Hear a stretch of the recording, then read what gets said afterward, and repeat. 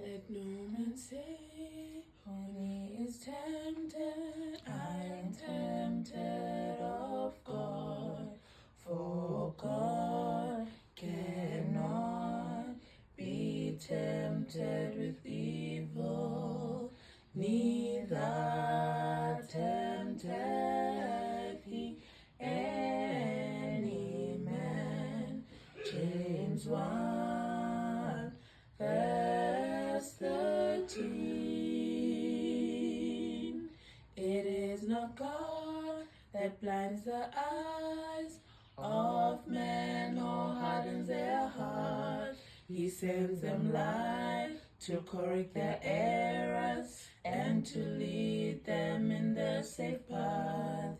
It is by the rejection of this light that their eyes are blinded and their hearts hardened. Often the process is gradual and almost imperceptible.